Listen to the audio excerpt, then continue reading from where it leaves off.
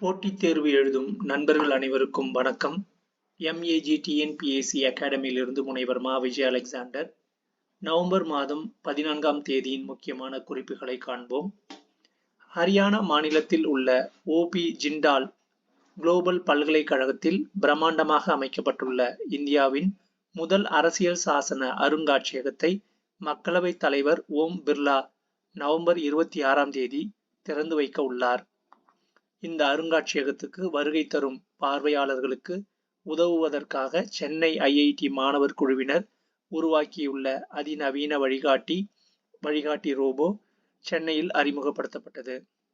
மண்டல பூஜை யாத்திரையொட்டி சபரிமலைக்கு வரும் பக்தர்களின் உதவிக்கு செயற்கை நுண்ணறிவு மூலம் உரையாடலில் தகவல் அளிக்கும் சுவாமி AI சாட்பாட் செயலி அறிமுகப்படுத்தப்பட்டுள்ளது. தமிழகத்திற்கு நிகழாண்டு வழங்க வேண்டிய காவிரி நீரை உச்சநீதிமன்ற ஆணைப்படி பிலிகுண்டுலுவில் வரும் மாதங்களில் வழங்குவதை கர்நாடகம் உறுதி செய்ய உத்தரவிடுமாறு தில்லியில் நடைபெற்ற காவிரி நீர் ஒழுங்காற்று பொதுக்கூட்டத்தில் தமிழகம் தரப்பில் வலியுறுத்தப்பட்டுள்ளது. குற்றச்சம்பவத்தில் தொடர்புள்ளவர்களுக்கு சொந்தமான கட்டடங்களை விதிகளை மீறியதாக கூறி புல்டோசர் மூலம் இடிக்கும் மாநில அரசுகளின் நடவடிக்கை சட்டவிரோதமானது என உச்சநீதிமன்றம் தீர்ப்பளித்துள்ளது. அரசு அதிகாரிகள் தங்களை நீதிபதிகள் போன்று நினைத்து கொண்டு குடிமக்கள் மீது இது போன்ற நடவடிக்கையை மேற்கொள்வது அதிகார பகிர்வு தத்துவத்தை மீறும் செயலாகும். ஆகையால் நடவடிக்கைகளை மேற்கொள்ளும் அரசு அதிகாரிகள் பொறுப்பேற்க செய்யப்படுவர் என்றும் குறிப்பிட்ட நீதிபதிகள் சட்டவிரோத ஆக்கிரமிப்பு கட்டடங்களை அகற்றுவதற்கான வழிகாட்டுதலையும் வகுத்து உத்தரவிட்டுள்ளனர். சட்டவிரோத ஆக்கிரமிப்புகளை அகற்ற வழிகாட்டு நெறிமுறைகள் சில. ஆக்கிரமிப்பு கட்டடத்தை இடிப்பதற்கான உத்தரவுக்கு எதிராக மேல்முறையீடு செய்ய அவகாசம் அளிக்கப்பட வேண்டும். முன்னறிவிப்பு நோட்டீஸை இடிக்கப்பட உள்ள கட்டிடத்தின் உரிமையாளருக்கு பதிவு தபாலில் அனுப்ப வேண்டும். குறைந்தபட்சம் 15 நாட்கள் அவகாசத்துடன் நோட்டீஸ் அளிக்க வேண்டும். நோட்டீஸ் வழங்கப்பட்டு குறைந்தபட்சம் 7 நாட்களுக்கு பிறகு அந்த கட்டட நடவடிக்கையை மேற்கொள்ள வேண்டும். கட்டடம் இடிக்கப்படுவதற்கான காரணம் விதிமீறல் விவரங்களை நோட்டீஸில் தெளிவாக குறிப்பிடப்பட வேண்டும். நோட்டீஸ் விவரங்களை தொடர்புடைய மாவட்ட ஆட்சியருக்கு அனுப்ப வேண்டும். இதன் அடிப்படையில் விதிமீறல் கட்டடத்தை இடிக்கும் நடவடிக்கைக்கான பொறுப்பு அதிகாரியை மாவட்ட ஆட்சியர் நியமிக்க வேண்டும். விதிமீறல் கட்டட இடிப்பு நடவடிக்கை விவரங்கள் நோட்டீஸ் தொடர்பான விவரங்கள் அடங்கிய பிரத்யேக எண்ம வலைதளம் உருவாக்கப்பட வேண்டும். கட்டட உரிமையாளர்களிடம் தொடர்புடைய அரசு அதிகாரி நேரில் விசாரணை மேற்கொண்டு அது தொடர்பான விவரங்களை பதிவு செய்த பிறகு கட்டிடத்தை இடிப்பதற்கான இறுதி உத்தரவை பிறப்பிக்க வேண்டும். சட்டவிரோத ஆக்கிரமிப்பை தானாக அகற்ற தொடர்புடைய நபருக்கு 15 நாட்கள் அவகாசம் அளிக்க வேண்டும். ஆக்கிரமிப்பு கட்டடம் இடிக்கும் நடவடிக்கை வீடியோ பதிவு செய்யப்படுவதுடன் அந்த வீடியோ பதிவு பாதுகாத்து வைக்கப்பட வேண்டும். ஆக்கிரமிப்பு கட்டடம் இடிக்கப்பட்ட பிறகு அது தொடர்பான அறிக்கையை தொடர்புடைய உள்ளாட்சி அமைப்பின் ஆணையருக்கு அனுப்ப வேண்டும். சாலைகள், தெருக்கள், நடைபாதைகள், ரயில் பாதைகள் மற்றும் ஆறுகள் உள்ளிட்ட நீர்நிலைகளை ஆக்கிரமித்துள்ள விதி மீறிய கட்டடங்களை அகற்றுவதற்கும் நீதிமன்றத்தால் பிறப்பிக்கப்படும் உத்தரவுகளுக்கும் இந்த வழிகாட்டுதல்கள் பொருந்தாது என்று தீர்ப்பில் நீதிபதிகள் தெளிவுபடுத்தியுள்ளனர்.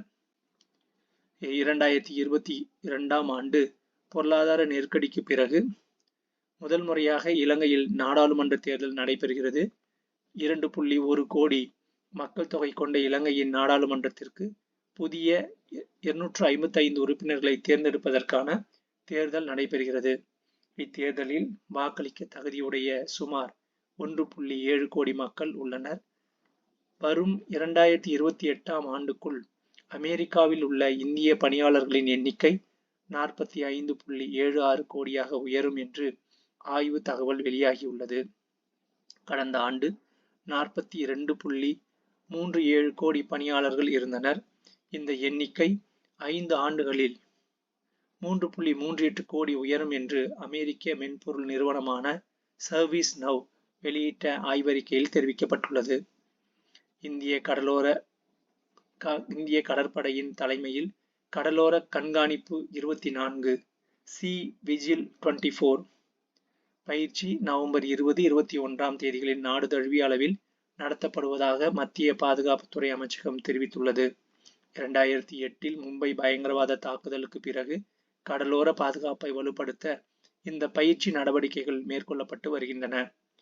நாட்டில் சுமார் 11,098 கிலோமீட்டர் கடற்கரையையும் 24 லட்சம் சதுர கிலோமீட்டர் பரப்பளவு கொண்ட பிரத்யேக பொருளாதார மண்டலமும் கடலோர பகுதியில் உள்ளன என்பது குறிப்பிடத்தக்கது.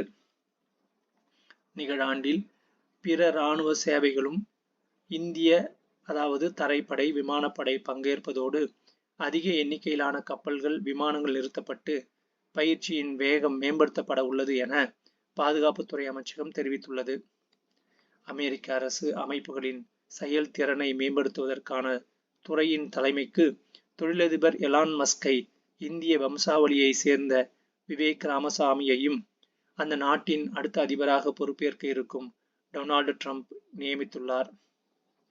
ரூபாய் 50 லட்சத்திற்கும் அதிகமாக ஆண்டு வருமானம் ஈட்டுவோரில் வருமான வரி கணக்கு தாக்கல் செய்வோரின் எண்ணிக்கை 5 மடங்கு அதிகரித்துள்ளதாக தகவல் வெளியாகியுள்ளது. நாட்டில் கடந்த 2013-14 ஆண்டில் ரூபாய் 50 லட்சத்துக்கும் அதிகமாக ஆண்டு வருமானம் ஈட்டுவோரில் வருமான வரி கணக்கு தாக்கல் செய்தோரின் எண்ணிக்கை 1.85 லட்சமாக இருந்தது. இது 2023-2024 ஆண்டில் 5 மடங்கு அதிகரித்து 9.39 லட்சத்துக்கும் மேலாக உயர்ந்தது குறிப்பிடத்தக்கது. தற்போது வசூலிக்கப்படும் வருமான வரியில் 76% ரூபாய் 50 லட்சத்திற்கும் அதிகமாக ஆண்டு வருமானம் ஈட்டுவோரிடமிருந்து வசூலிக்கப்படுகிறது குறிப்பிடத்தக்கது. தமிழ்நாட்டுக்கு 4 நாள் பயணமாக 16வது நிதி ஆணையம் வர உள்ளது. இந்தியாவின் வரி வசூலிக்கும் கட்டமைப்பில் பெருமளவிலான வரியை மத்திய அரசு பெறுகிறது. ஆனால் அதிக அளவிலான செலவு பொறுப்புகளை மாநில அரசுகள் தான் செய்தாக வேண்டிய நிலை உள்ளது. மொத்த வரி வருவாய் எந்த அளவுக்கு மத்திய அரசும் மாநில அரசுகளும் பகிர்ந்து கொள்வது என்பதை முடிவு செய்ய வேண்டியிருக்கிறது. மேலும் மாநிலங்களுக்கென ஒதுக்கப்படும் நிதியில் ஒவ்வொரு மாநிலத்துக்கும் எவ்வளவு நிதியை ஒதுக்க வேண்டும் என்பதையும் கணக்கிட வேண்டும். இந்த பணிகளுக்காகவும் இதற்கான பரிந்துரைகளை வழங்கவும் நிதி ஆணையம் என்ற அமைப்பு உருவாக்கப்பட்டது. இதற்கு அரசமைப்பு சட்ட அந்தஸ்து இருக்கிறது. இதுவரை 15 நிதி ஆணையங்கள் அமைக்கப்பட்டு நிறைவடைந்த நிலையில் 16வது நிதி ஆணையம் அரவிந்த் பனகாரியா தலைமையில் உருவாக்கப்பட்டுள்ளது குறிப்பிடத்தக்கது. ஊட்டச்சத்து குறைபாடு இல்லாத தமிழ்நாட்டை உருவாக்க ஒருங்கிணைந்து விழிப்புணர்வை ஏற்படுத்த வேண்டும் என்று முதல்வர் மு க ஸ்டாலின் வேண்டுகோள் விடுத்துள்ளார். பிறக்கும் குழந்தைகளுக்கு ஊட்டச்சத்து குறைபாடுகளை களையும் நோக்குடன் ஊட்டச்சத்தை உறுதி செய் திட்டம் 2022 ஆண்டில் தொடங்கப்பட்டது. இதன் கீழ் ஊட்டச்சத்து குறைபாடு உள்ள குழந்தைகளில் 77.3% பேர் இயல்பு நிலைக்கு திரும்பியுள்ளனர் என தெரிவிக்கப்பட்டுள்ளது. குழந்தைகளின் ஊட்டச்சத்து நிலையை தொடர்ந்து கண்காணிக்கும் ஊட்டச்சத்தை உறுதி செய் திட்டத்தின் 2ஆம் கட்டமானது ரூபாய் 22 கோடியில் செயல்படுத்த உள்ளது என்பது குறிப்பிடத்தக்கது. தமிழ் பண்பாட்டு ஆய்வாளர் ராஜ் கௌதமன் சிலுவை ராஜ் சரித்திரம் என்ற புதினத்தை எழுதியுள்ளார்.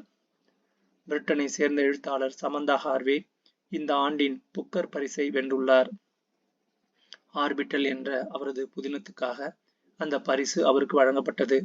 முதல் முறையாக சர்வதேச விண்வெளி நிலையத்தில் வசிக்கும் 6 விண்வெளி வீரர்களை கதாபாத்திரங்களாக கொண்டு எழுதப்பட்டுள்ளது. இந்திய ஒலிம்பிக் சங்கம் சர்வதேச ஒலிம்பிக் குழுவிடம் 2036 ஒலிம்பிக் போட்டியை நடத்த விருப்பம் தெரிவித்து கடிதம் அளித்திருக்கிறது. அது குறித்து ஒரு பார்வை. இந்தியாவில் ஒலிம்பிக் போட்டி நடத்த வேண்டும் என்பது 140 கோடி இந்தியர்களின் கனவு ஆகும். ஒலிம்பிக் போட்டி உலகின் மிகப்பெரிய விளையாட்டு நிகழ்வுகள் மட்டுமல்ல, சர்வதேச அளவில் பார்வையாளர்களையும் போட்டியாளர்களையும் ஈர்க்கும் நிகழ்வு ஆகும். ஒரு நாட்டின் வளர்ச்சியையும் பொருளாதார வலிமையையும் உலகுக்கு வெளிச்சம் போடும் நிகழ்வாக ஒலிம்பிக் போட்டியை வளர்ச்சி அடைந்த நாடுகள் கருதுகின்றன. 2008 பெய்ஜிங் ஒலிம்பிக் மூலம் சர்வதேச அரங்கில் தன்னை வலிமையான பொருளாதாரமாக சீனா அறிவித்துக் கொண்டது குறிப்பிடத்தக்கது. கடந்த 10 ஆண்டுகளில் இந்தியாவில் வெற்றி பதக்கங்கள் அதிகரித்து வருகின்றன என்றாலும் நமது பொருளாதாரம் வளர்ச்சிக்கும் மக்கள் தொகை பெருக்கத்திற்கும் ஏற்ப அவை இல்லை என்பதை மறுக்க முடியாது. மேலும் இந்தியாவை பொறுத்தவரை ஒலிம்பிக் போட்டியில் மொத்தமாக வென்றிருக்கும் பதக்கங்கள் 50க்கும் கீழ் உள்ளன என்பதை நினைவில் கொள்ள வேண்டும். இதுவரை அமெரிக்காவும் ஜெர்மனியும் தலா 2000, 1000 பதக்க எண்ணிக்கையை கடந்திருக்கின்றன. சீனாவும் பிரேசிலும் கூட 700, 150 பதக்கங்களுக்கு மேலே வாரி குவித்துவிட்டன. இந்தியா விளையாட்டுக்காக ஜிடிபியில் 0.1% மட்டுமே செலவழிக்கிறது. மேலை நாடுகளில் 1%த்திற்கும் அதிகமாக விளையாட்டுக்கான ஒதுக்கீடு காணப்படுகிறது. பெரும்பாலான நாடுகளில் அரசின் உதவி பெறாமல் தனியார் துறையின் பங்களிப்புடன் விளையாட்டுக்கான கட்டமைப்புகள் உருவாக்கப்பட்டு வருகின்றன. ஒலிம்பிக் போட்டியை நடத்துவதன் மூலம் விளையாட்டுத் துறையின் வளர்ச்சியை உறுதிப்படுத்த முடியும் என்பதில் மாற்று கருத்தில்லை. அதே நேரத்தில் அதற்கான அடிப்படை தயாரிப்பும் கட்டமைப்பும் இல்லாமல் சர்வதேச அளவிலான நிகழ்வை நடத்த முற்படுவது நமது தகுதிக்கு மீறியதாக இருக்கும் என கருதப்படுகிறது. சென்னையை அடுத்த மேலக்கோட்டையூரில் 76வது தேசிய டிராக் சைக்கிள் சாம்பியன்ஷிப் போட்டிகள் வரும் 15ஆம் தேதி தொடங்கி 19ஆம் தேதி வரை நடைபெறுகிறது. இதில் 28 மாநிலங்கள், 8 யூனியன் பிரதேசங்களைச் சேர்ந்த 700 சைக்கிள் பந்தய வீரர்கள் பங்கேற்கின்றனர். தமிழ்நாடு விளையாட்டு மேம்பாட்டு ஆணையம் மற்றும் இந்திய சைக்கிள் ஓட்டுதல் சம்மேளனம் ஆகியவை சார்பில் சீனியர், ஜூனியர், சப் ஜூனியர் என 3 பிரிவுகளில் போட்டிகள் நடத்தப்படுகின்றன. குழந்தைகள் தினம் நவம்பர் 14ஆம் தேதி. இந்திய விண்வெளி வரலாற்றில் 2008 நவம்பர் 14 அன்று நிலவின் தென் துருவத்தில் இந்திய தேசிய கொடி பதிக்கப்பட்டது. சந்திராயன் 1 திட்டத்தில் டாக்டர் கலாமின் ஆலோசனைப்படி மூவர்ண கொடி பொறிக்கப்பட்ட MIB என்கிற நிலா மோதுகலன் சந்திரனின் ஷேக்கிள்டன் பள்ளத்தாக்கில் மோதி இறங்கியது. அந்த இடத்திற்கு ஜவஹர் தளம் என்று பெயரிடப்பட்டுள்ளது. இந்தியாவிலேயே கல்வி பயின்று இயற்பியலில் நோபல் பரிசு 1930ஆம் ஆண்டு பெற்ற முதல் இந்திய விஞ்ஞானி சர் சி வி ராமன் ஆவார். அப்சரா இந்தியாவின் முதலாவது அணு உலை மற்றும் ஆசியாவின் முதல் அணு உலையும் ஆகும். நன்றி.